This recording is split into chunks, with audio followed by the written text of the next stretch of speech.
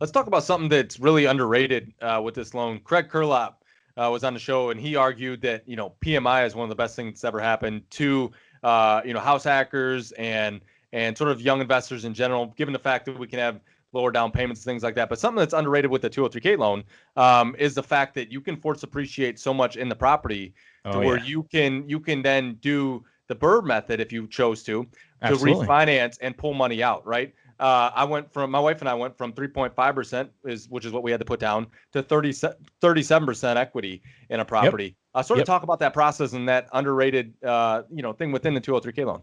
Yeah. So, so one of the biggest things that I always tell people again is really you want to look for as much equity as possible, because I mean, that's really where you're making the big play on, right? It's because your down payment is just so low.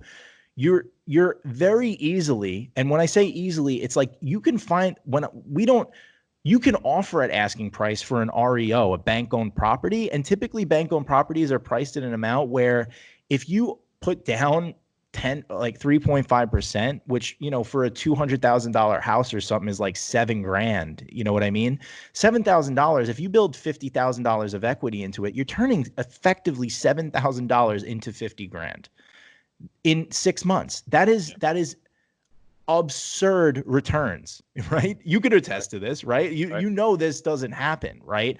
So at the end of the day, you're combining a couple of really great methods all into one when you're using a 203K loan or any other type of renovation loan, right? To do a house hack, live-in hack, right? So number one, it's owner occupied, and that's what you need to trade off to get these insane rates, right? Obviously, that's fair enough, and it's definitely worth the sacrifice of living there, sharing the house with someone if you want to do that. But this works with single family too. Let's not knock that, right? A lot of people love to get stuck on wanting multifamily, right?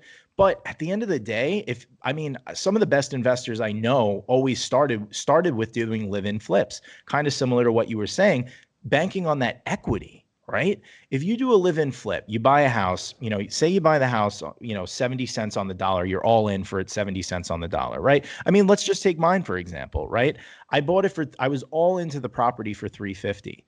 When all was said and done, it reappraised for 480. That 480, I was able to get a HELOC on. It's actually appraised now for 510.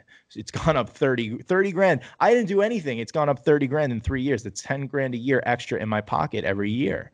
And that's on stuff that I didn't even have to do. And that's that forced appreciation, that equity that builds, and that's something that you can take advantage of, right? I took out a home equity line of credit on that property. All right. It's kind of similar to the Burr method in the sense that it's kind of a refinance. A home equity line of credit is just basically another way of tapping into equity, similar to a refinance.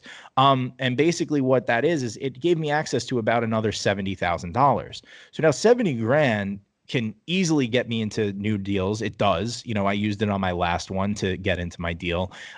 Hard money lenders usually make you cough up at least 10%, 15%. So that home equity line of credit is something that I could borrow at like 5% or 4%, which is very low considering, you're doing a flip.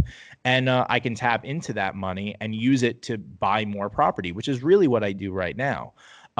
So, the main goal on doing a renovation loan really should be looking for as much equity as you could build, because that equity is profitable equity. It's liquid equity. It's something that you can, doing a refinance, doing a cash out refinance, doing a home equity line of credit. This is stuff that you can tap into, and you can use that to build your portfolio and multiply this, which is essentially what the end goal is for everyone here, right? You want to build a portfolio. That's where the strength really comes, and that's where the wealth starts to build. Yeah, absolutely. And a lot of the people that listen to this show rent by the bedroom. So single family, it would be the same approach, right? A lot of people out in Denver, Connor Anderson from BP, he did Yeah. a rent by the bedroom approach. Oh And my so this God. can Yes. definitely be utilized like that.